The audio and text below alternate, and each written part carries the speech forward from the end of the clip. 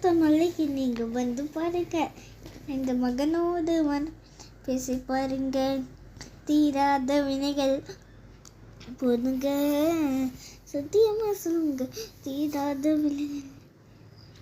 இந்த தீராவிட்டால் என்று கேளுங்க, தீராவிட்டால் கேளுங்க, மலைக்கு நீங்க வந்து பாருங்க, பார்வதியும் சிவனாரும் வசித்த மலை, கோபாத்தி சித்தர் வந்து வசித்த பாலை, முத்தி மலை இதுக்கு வேண்டும், முக்தி வேறு முன்னுள்ள சத்தியமலை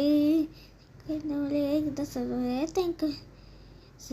இத்தனைக்கும் எந்த மலை யாரைக்குத்தான் சொந்த மலை,